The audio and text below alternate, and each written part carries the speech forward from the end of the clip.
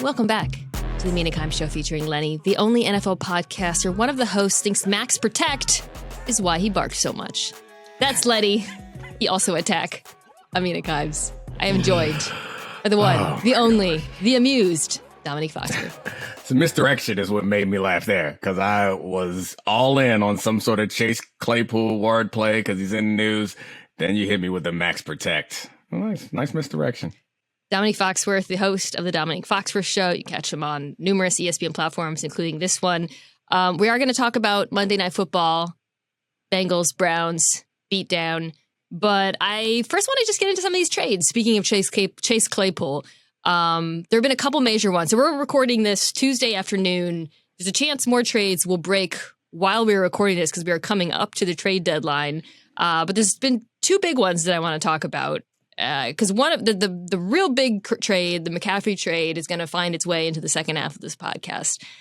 So you alluded to the one that just broke. Actually, there's been three big trades. Sorry. Claypool, Hockenson, Wild, and Roquan Smith. Three big name players. So Let's start with Claypool. So I saw the trade broke. The Bears determined to rebuke Domonique Foxworth's take that Justin Fields should leave Chicago. Domonique, this shocked me. One, because there are a lot of teams right now who need wide receivers, and a lot of teams I thought might be in the market for Chase Claypool. Based on the Bears' approach to this season, which is they've treated it as a rebuilding season and amassed picks, it shocked me that they traded for a wide receiver, even though I know that's what a lot of people wanted for Justin Fields. And it shocked me even more that they traded a second-round pick. So let's start there. Like, how do you feel about the value, and what do you think this says about the Bears and Justin Fields?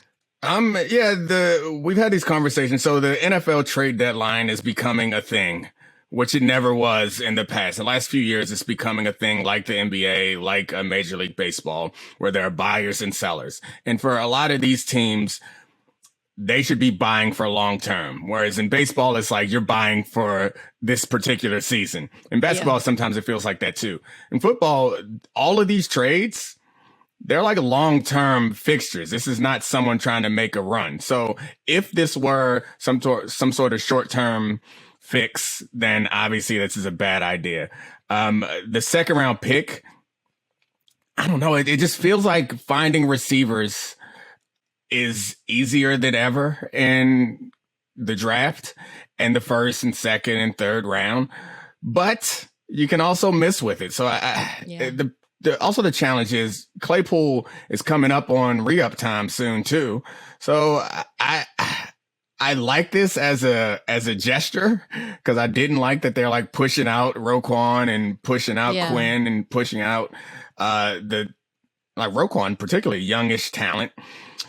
And I like them bringing in some young talent. Yeah. I mean, when you think about it holistically, so they traded Roquan for a second and a fifth, right?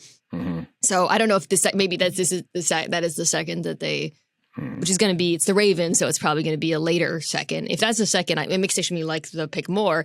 And it also makes you think, Roquan is also a player coming up for a contract. Chase Claypool is a player coming up for a contract. I don't hate the fact that they said we'd rather invest in a young receiver than a linebacker. As much as I like Roquan Smith, and we'll talk about him in the Ravens and what he can do for them. I think, what gives me pause is a little bit your point about the ability to find receivers in the draft.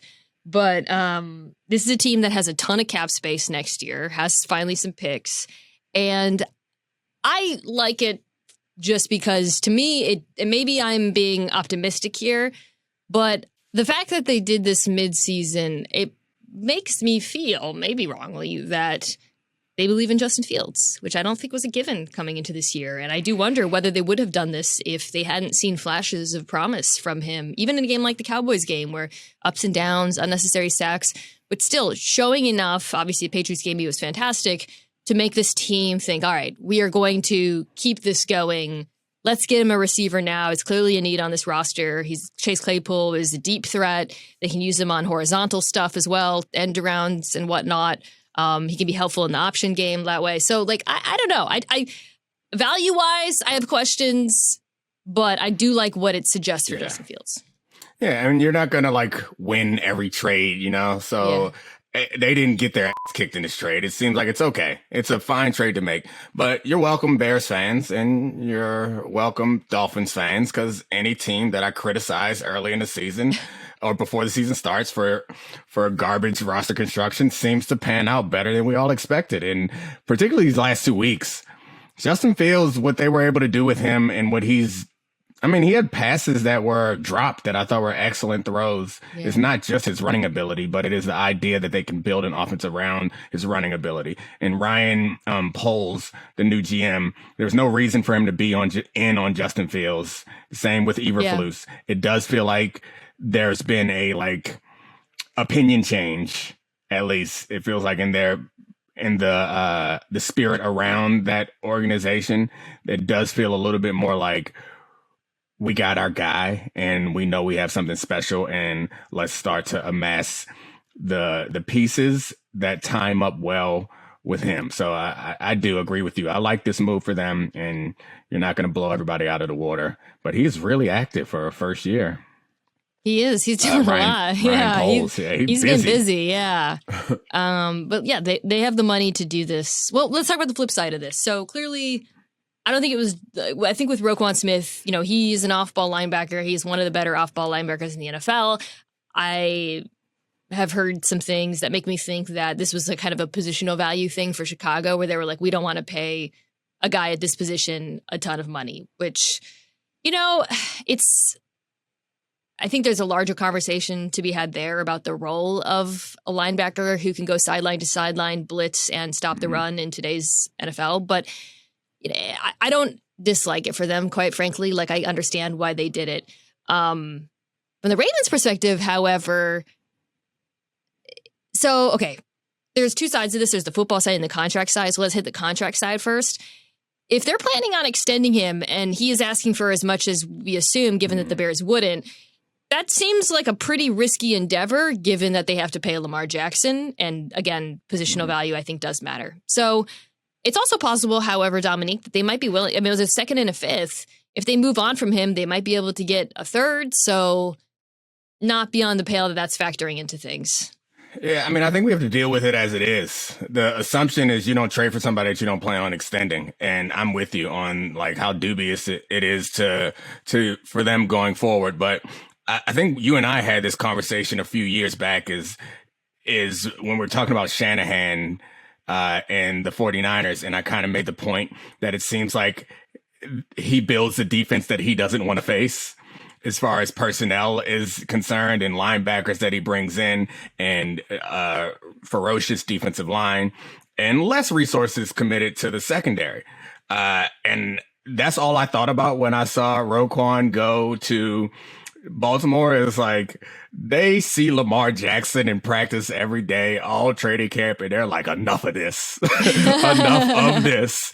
And I mean, I don't think they're stupid enough to think that it matters on a game to game basis, but I think it's impossible for you not to be influenced by what you're accustomed to trying to stop. And that's what happens in training camp is it's ones versus ones, and we're scheming against you. Sometimes we'll do stuff that other teams do to allow you to practice, but most of the time we're just trying to go ones on ones. And who's going to get exposed all training camp when it's Lamar Jackson doing what he does? It's going to be those linebackers who are inside. Yeah. I would argue also, in the AFC, thinking about the Ravens. By the way, the clear signal is they think they can win a Super Bowl here, right? I think you make this kind of trade. They're looking ahead to the Bills. I actually think it's really important to have a linebacker like Roquan Smith when you're playing Josh Allen because of what he can do in the run game.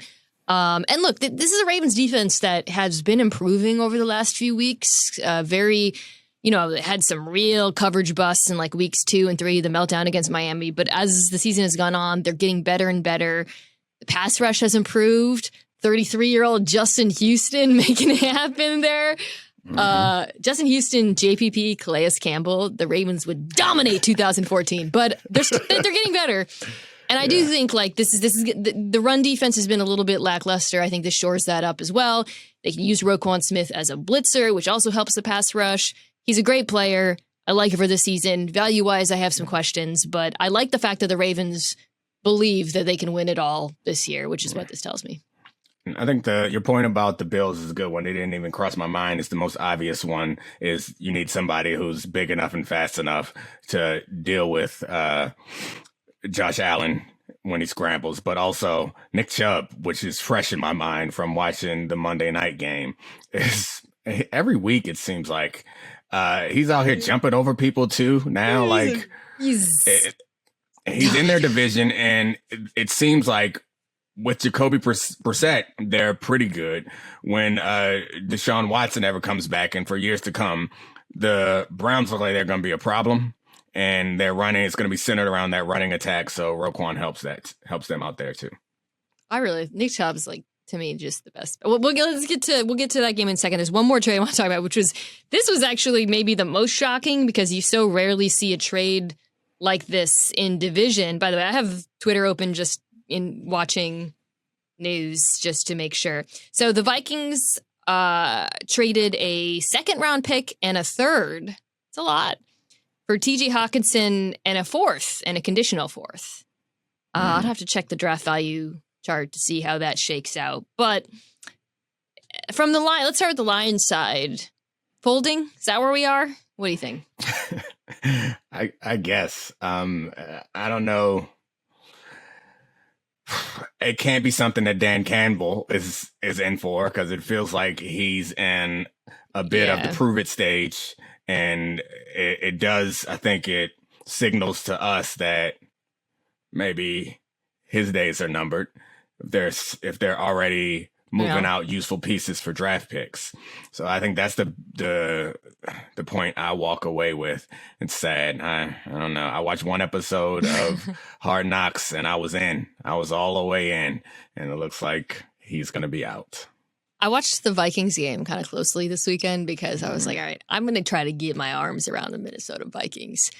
So I came away thinking, that's it. That's my take on the Minnesota Vikings. Kirk Cousins looked good. I thought the offense looked a little bit more explosive than it has in recent weeks. Quietly, also, the offensive line tackles playing better. But Irv Smith Jr.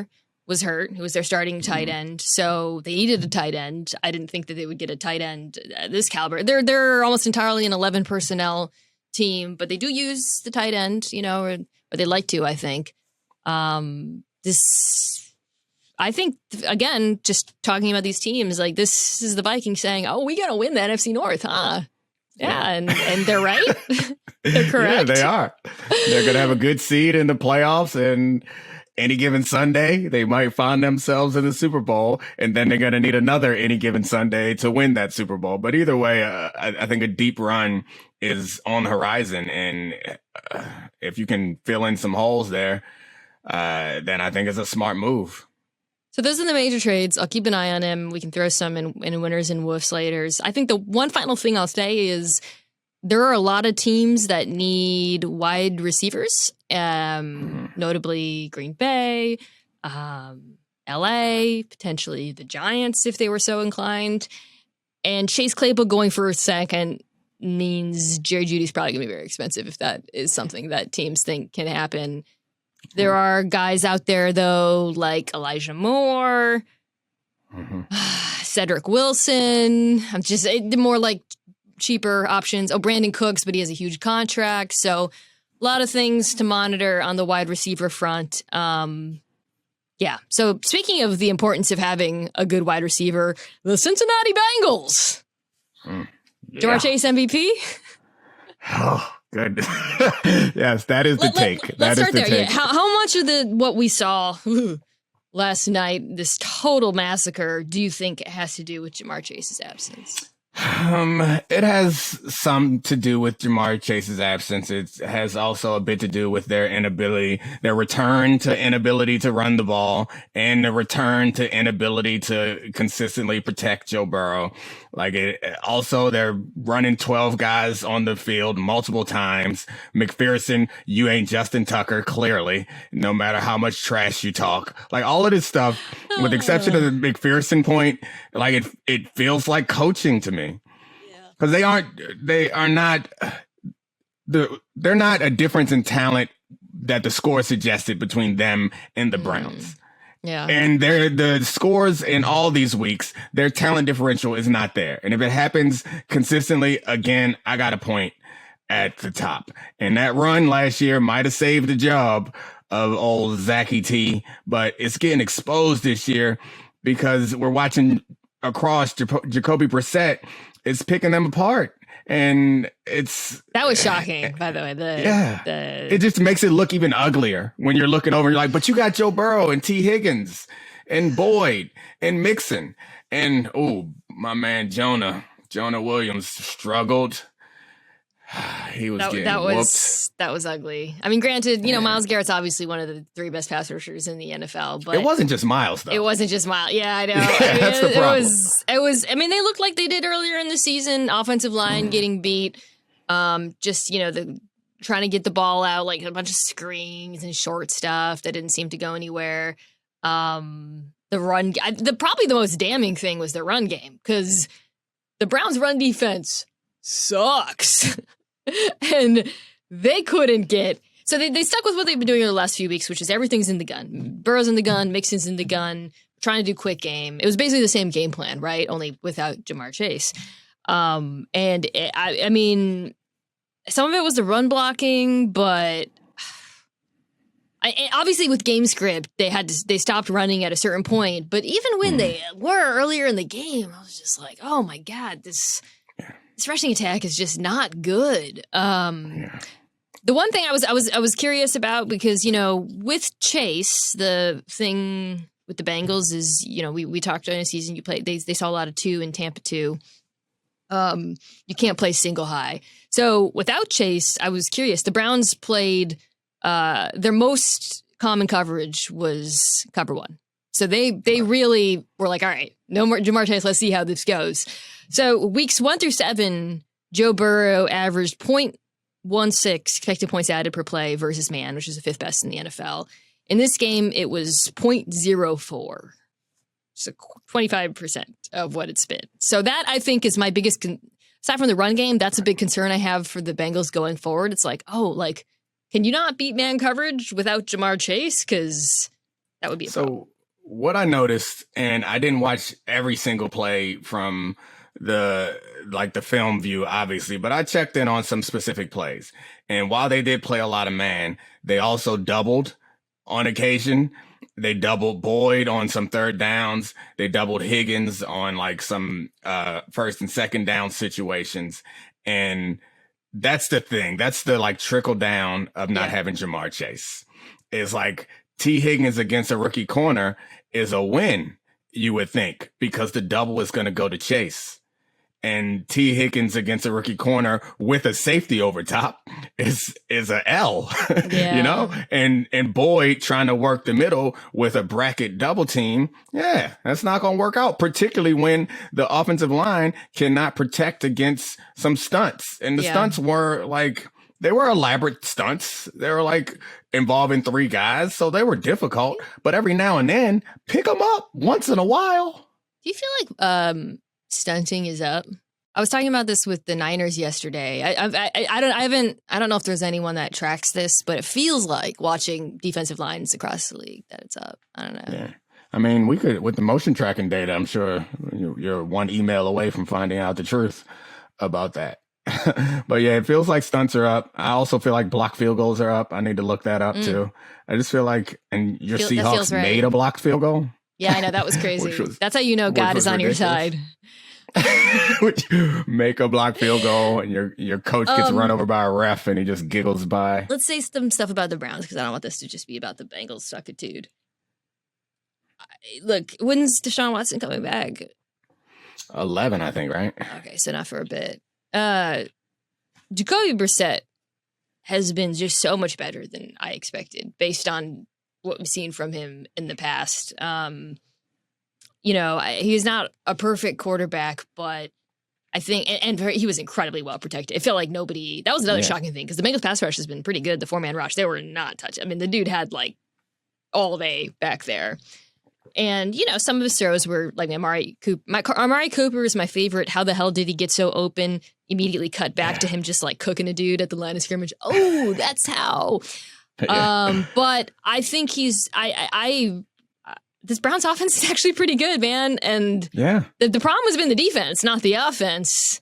Exactly. Which is funny. Not expected. Yeah, I mean, the defense is more talented, I would think. If you gave me like a unit, one of those two units to choose, I'd take that defense over that offense. But the offense has been really impressive. And Jacoby Brissett has put up some really like high-end elite type numbers in certain games. He's had some stinkers too, but it really helps to have like Chubb. Like, this is all Chubb. Like, to me, it all goes back to such a good player. Running back. Yeah, a running back that, you know, they say like when there's an extra man in the box, it's the running back's job to beat him. And he does it so consistently.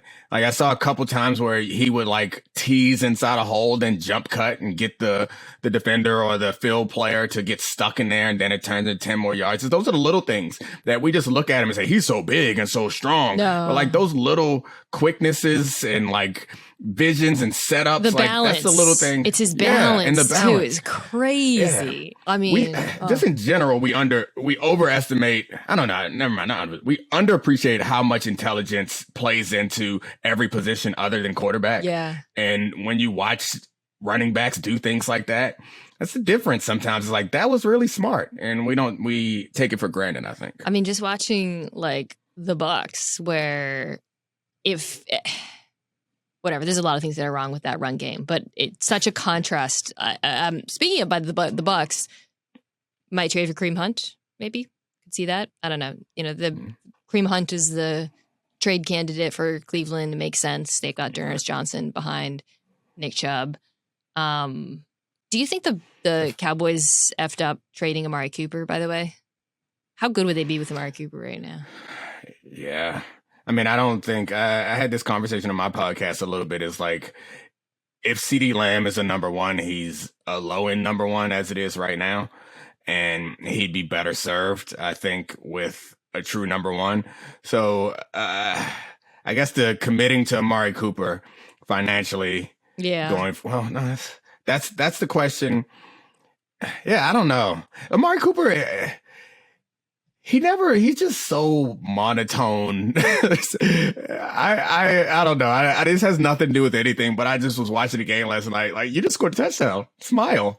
And I remember that was one of the like knocks on him in Dallas, was like, he doesn't care enough. So I don't know. It feels like they need somebody there, keeping the guy who, when he showed up, I remember Dak like took a leap as soon as he got there. Yes, because when they did the trade, everybody was like, this seems like a lot to trade for Amari Cooper. And then instantly it was a shock. Man, Stephen Ruiz had I just read a great article in The Ringer about the importance now in the NFL of having like a dominant skill player, because yards after the catch are up, but, you know, explosives are down. A guy who just with the ball in his hands can create. He was talking about CMC, who we're going to get to. But yeah, increasingly I look at teams and I'm like, yeah, get a number one, get that back, get that tight end, because having a dude is, you look across the NFL, it's some of these teams where it's like whether it's the Dolphins or whether it's Geno in Seattle or whether it's now Jimmy, like, it's not to equate those quarterbacks. I'm just saying, like, the difference that an incredible wide receiver has is crazy. So one more thing about the Bengals, Chidobe Awuzie, probably the worst thing to happen in this game, because it looks like that's a serious injury, and he was their best cornerback. So not going well in Cincinnati, man. Not going. Oh, they lost. They got a safety playing corner by the end of the game. Flowers. So Oh, Dax Hill. They had Dax Hill in. They were having the young guys in. It's it's bad. Tough for scene. them. Tough scene. All right, let's come back. There have not been any trades over the last 10 minutes. Let's pick some winners and woofs. All right, people, we are brought to you by Caesars Sportsbook, the greatest sports betting app of all time. See, it's not just about the daily promos, odds boosts, or the hundreds of ways to wager. It's about the immortal words of Caesar himself. You bet, you get with Caesars Rewards. Every bet you place on the app, no matter the outcome, earns towards exclusive perks at Caesars Rewards destinations everywhere. Hotel stays, concert tickets, bonuses, and more. Download the Caesars Sportsbook app, become a Caesars Rewards members today, and get more with every wager. Must be 21 years or older to gamble. Gambling problem? Call or text 1-800-522-4700. All right, Domonique, why don't you pick your first winner? First winner is Jimmy G and CMC. And they both get a tandem winner. And I guess I'm going to force D'Amico Ryans in there also, just because we need to talk about how great that defense is all the time, because that's the reason that Jimmy G gets to live the life that he lives. But anyway, adding... I have some thoughts on that, yeah. Adding another weapon that does not require Jimmy Garoppolo to make risky passes, allows him to get rid of it quickly, and challenges the defense in so many different ways, which opens up everything else for Jimmy Garoppolo. Like, it makes this offense really special. And I also need to point out that on my podcast, my co-host Charlie Kravitz took a shot at you personally, because if you remember on Friday on Debatable, you scoffed at the idea that that this offense was going to be exciting, and Charlie was like, Mina laughed at me, and now look at what they did. So I just wanted to give you a heads up. I know you listened religiously, but you didn't listen this time. I gotta revisit the phrasing of it, because he might have been saying something about how Jimmy G would thrive or something, or make you it, because I've always liked watching the San Francisco 49ers offense. So this feels like a false attack, but whatever. I got to revisit the tape. So I was really impressed by McCaffrey, but obviously, like everybody was, he was incredible. But watching Christian McCaffrey, what struck me about it and why it makes me so much higher on the Niners now is the single biggest limiting factor on the San Francisco 49ers is Jimmy Garoppolo making mistakes. Jimmy Garoppolo under pressure, Jimmy Garoppolo throwing in a turnover, Jimmy Garoppolo being blitzed and making an error, whatever. Christian McCaffrey will cut down on those mistakes. And that is something I wasn't sure. Like, I don't know. I just didn't know how that would play out exactly. He gives him an answer versus the blitz, versus pressure, even if it's not planned. His ability to work back to the football. Jimmy G was comfortable checking down to him on the incredible touchdown catch when Christian McCaffrey scramble. I mean, he's such a good receiver. He just gives him an answer, and him having that answer, I think, dramatically reduces bad things happening in this offense. Yeah, I think this is a thing that I like to go back to is when we're talking about quarterbacks, particularly the mediocre to worse quarterbacks, is you want to find ways to take pressure off of them. And you want to ask them to do hard things as few times as possible. And so the idea that you can check it down to Christian McCaffrey 10 times a game, and 2 of those times he's going to turn it into a first down. That's 2 fewer times than you have to ask Jimmy Garoppolo to throw a 9-yard pass. And, and you'll have design plays that are designed to attack the blitz. And if you get Christian isolated on a linebacker or a safety in space and you throw it to him, he might score a touchdown. He may not score a touchdown. He might get you 8 yards, and he might do that a couple times a game. That's a couple fewer times you're going to ask Jimmy Garoppolo to make a decision with a linebacker running right down his face. So it does. Yeah, I think more than as stupid as it sounds, more than the positive that he brings, I think it's eliminating the negative. It's the limiting of the negative. Same brain. There was that one play where Garoppolo was excellent against a blitz in this last game. And there was one play where he did check it down to McCaffrey, and McCaffrey got that improbable. He like cut inside and broke like 2 tackles for the first down. And I was like, this is going to keep happening. I have one quick question. As a defender, let's say you're a linebacker. Mm-hmm. What is it like seeing Christian McCaffrey and Deebo Samuel on the field at the same time? Like, what does it do to you mentally? So I played nickel, which is a linebacker sometimes. And because I was small, they try to devise ways to force me to participate in the running attack. But before you even come out of the huddle, it's freaky because you're like, where am I going to line up? Like, Deebo may be in the backfield. Deebo may be split out. Christian may be in the backfield. Christian may be split out. They both may be in the backfield. They both may be split out. So, like, in part of what you're doing pre-snap, or like, forget pre-snap, before you break the huddle, you hear the personnel group, and that narrows down your responsibilities. You hear your play, you hear their personnel group, and you're like, all right, well, I got these 3 potential things. Then you go out there and they line up. You see the formation and you're like, all right, now I got these 2 potential things. Then they shift because they love to shift in motion. You're like, oh, I got to go back and add another thing back in and think about it. And then, so like, that's the mental gymnastics before you even snap the ball. And then worst case scenario, you get caught in isolation with Christian McCaffrey on the edge. And now you're just freaking out. So like, it's just, and that's for a linebacker. That's just incredibly stressful from top to bottom, from the beginning of the play to the end. I don't even know how you classify the personnel group except the San Francisco 49ers are why. This is, I think, the closest thing we will ever see in the NFL to positionless football, to basketball, basically, out there, because that's the multiplicity of this offense is unparalleled. Just want to throw in one quick thing about Domonique Ryans. What I loved in this game, something we saw in the playoffs last year, he's so good at dialing up the blitz at the right time. Like in the first half, Matt Stafford was pretty unpressured. Second half, he doubled the blitz rate. All different kinds of blitzes. It was just, like sometimes it was a lot of stunts, by the way, to our discussion earlier. Yeah. Sometimes you had the edge rushers coming inside. Sometimes you had Fred Warner looping around. Sometimes you had the DBs blitzing. Like, it was really smart. He's so good at making adjustments. Domonique Ryans, we love you on this podcast. Can I say one more thing about it? Yeah. I love when we're together because you say something that sparks something in my mind. So it's not only his in-game decision-making or his halftime adjustments. It's the week leading up, because you made the point that they ran a bunch of different blitzes. Most teams can't do that because somebody will f it up.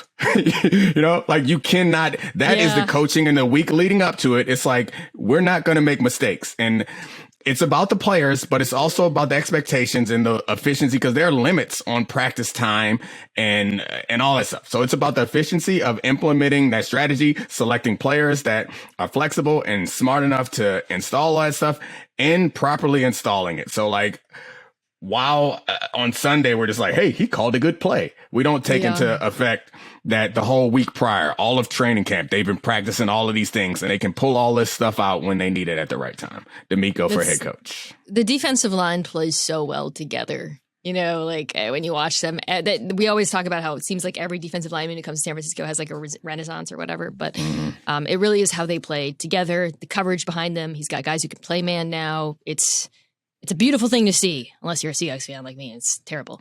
Okay, I feel like my wuss are too long. I was going to do the whole class of 2021 quarterbacks.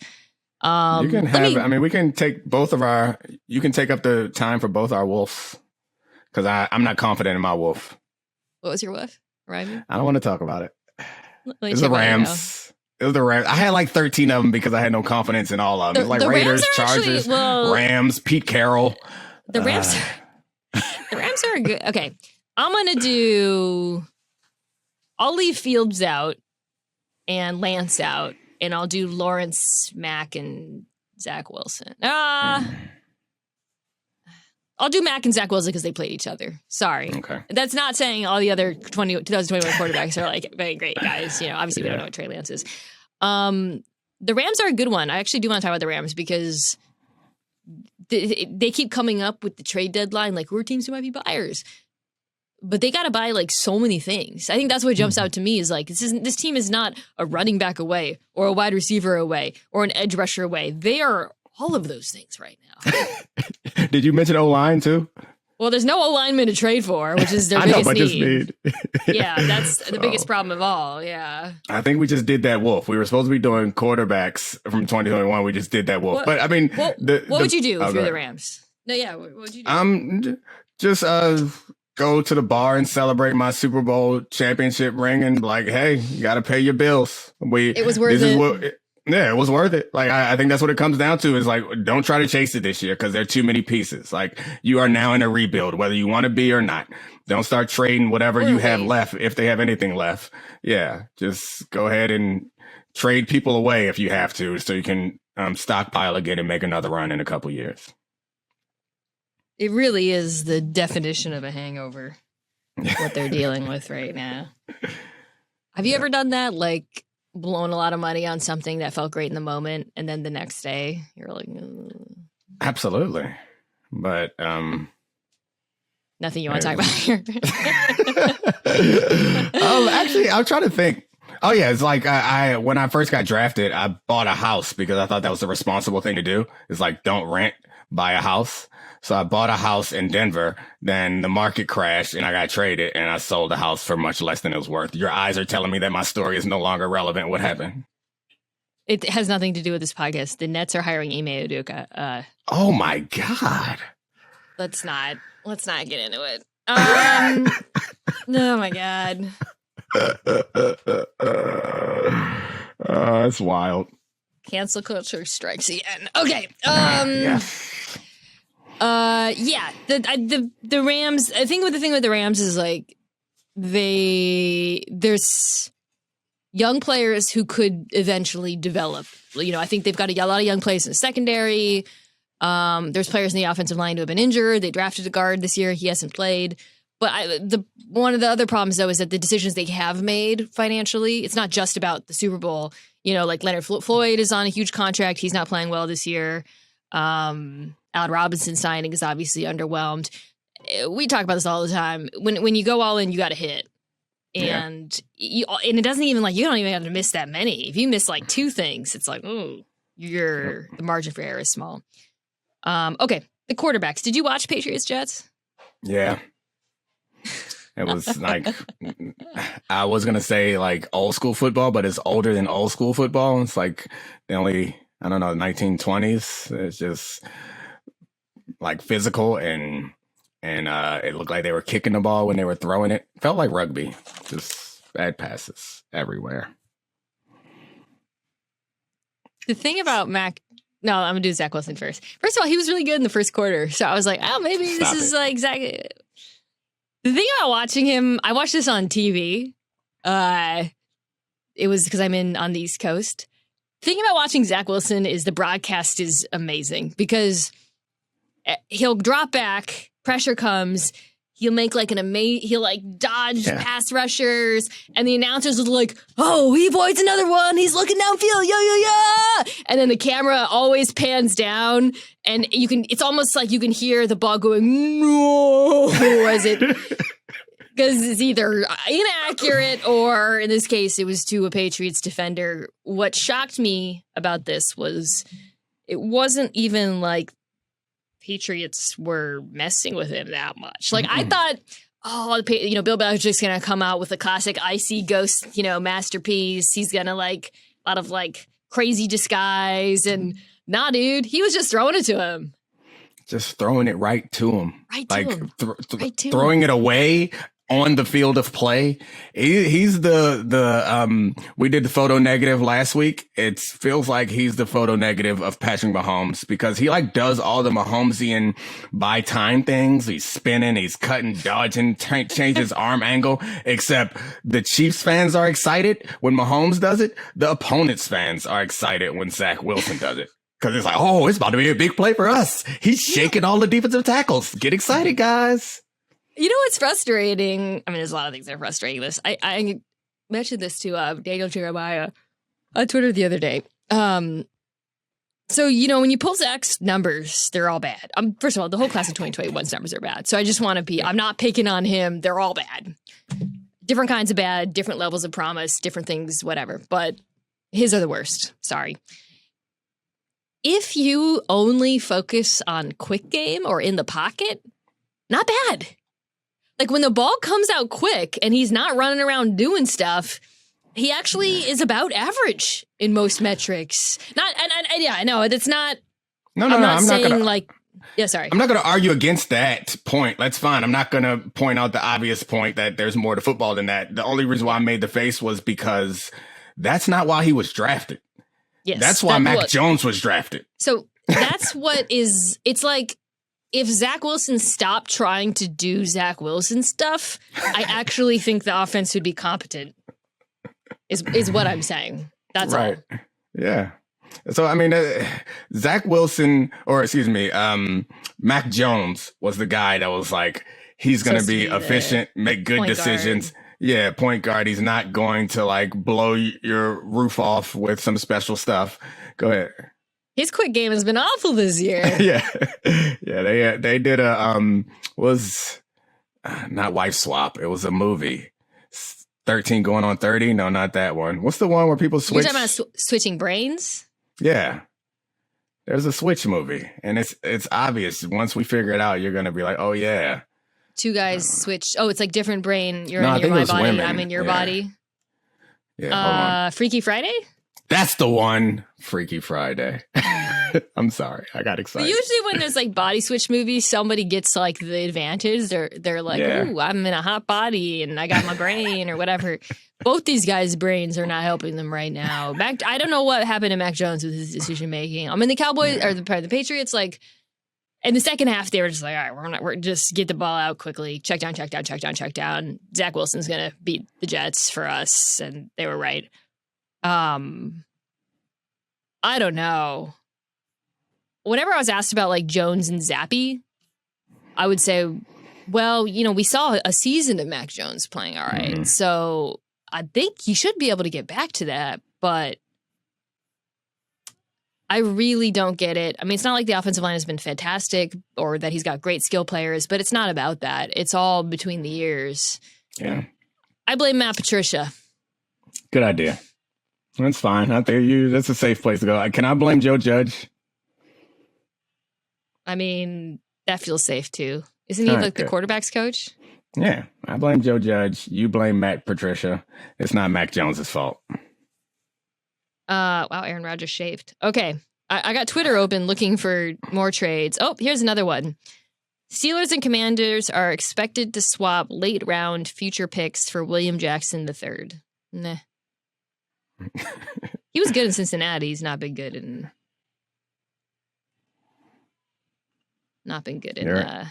Washington. All right, my winner. Your knowledge of all players at any given moment is impressive to me because William Jackson not being good right now will require me a couple hours to research.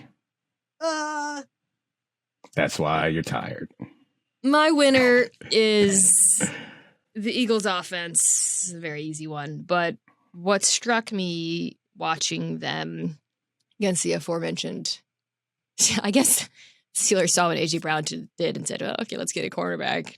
I don't think this is going to change things too much. But what I love about the Eagles offense, we talk about them a lot as a team, is how they can beat you so many different ways. Every game almost has like, it's like, you remember like on Friends, how they would, the titles. Oh, no, wait, you never watched Friends. I forgot. This is one of our first like cultural moments. The titles of the episodes. Yes, I do remember on Living Single when Khadijah got broken up with. Oh, no, it wasn't Khadijah. It was Regine who went on a date with Desmond Howard, our coworker. Okay. The titles of each Friends episode were like the one where Monica, got a job, or the one where like this happened. There was like the one where every Eagles game, I feel like you can give kind of a different title, like the one where Jalen throws 1,000,000 RPOs, the one where Hurts runs for 300 yards, the one where Miles Sanders takes over. And this last week, it was the one where A.J. Brown just dominated dudes downfield, right? And Jalen Hurts threw him some really beautiful balls as well. And as you know, what that does to defenses is it just tells them, oh, we can't load the box and play single high against this offense because they've got this swole Batman or whatever his nickname is. It's just, they have so many answers. We can't do anything is the answer. Like, we can't do anything. It is a true pick your poison. Last week on my podcast, or yesterday on my podcast, I went through all the divisions and I tried to like figure out, okay, go for it. No, keep going.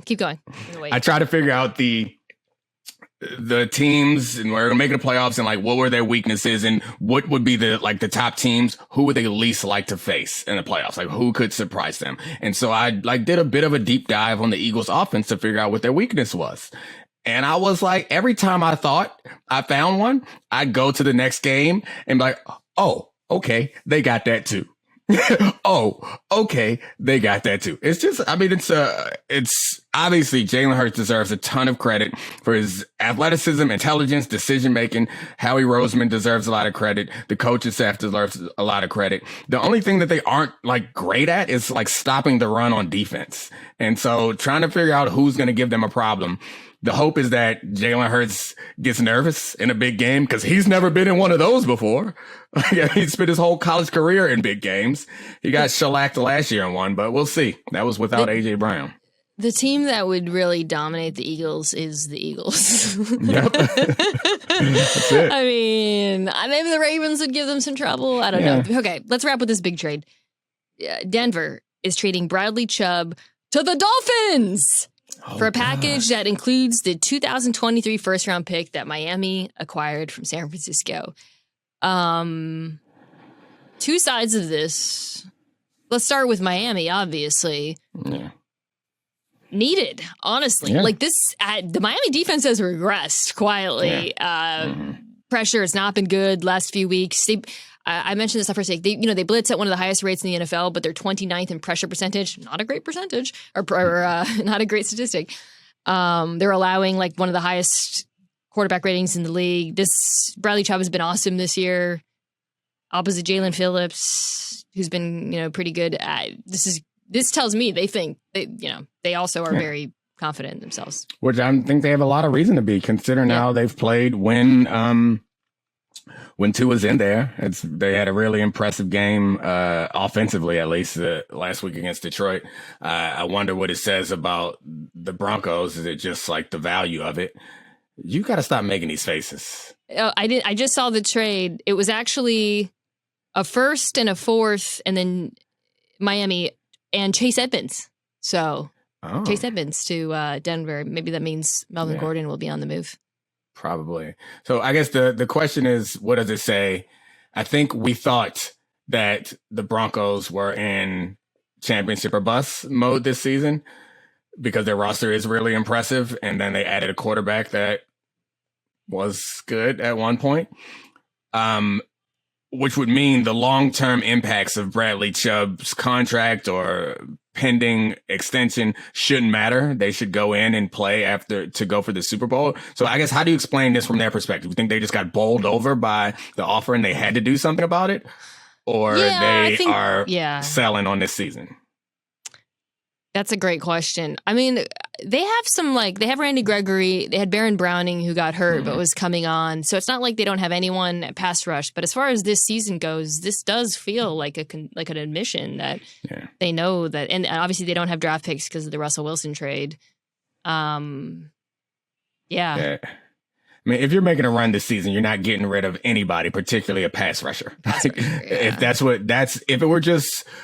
And I guess the argument is like they did bring in Randy Gregory. So the point was to move on from Chubb at some point, and this was the best opportunity to move on from Chubb. But I don't like it if you're trying to win this year, which I guess they may be out on everything that's happening there because none of the decisions were made by the current ownership.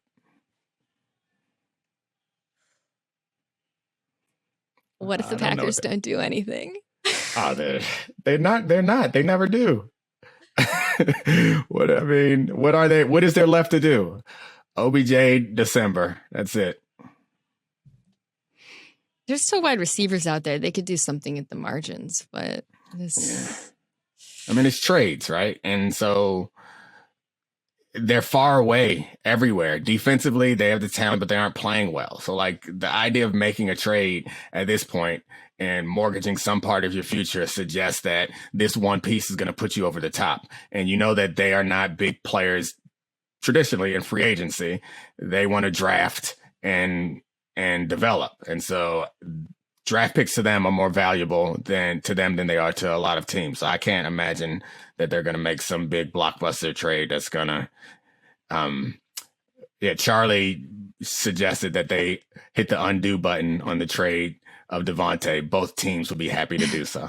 The Raiders would be happy to send Devontae back, and the Packers be happy to receive him. That's like when people send you an email and then you get a second email that's like, we rescind that email, and it's like, I saw the email. Like, what do you can't just do that. This accomplishes nothing. All right. Domonique, we've accomplished a lot. Thank you for coming on this week's pod. Check out the Domonique Foxworth Show wherever you get your podcasts. See you next week. Thanks, buddy. Bye. Bye.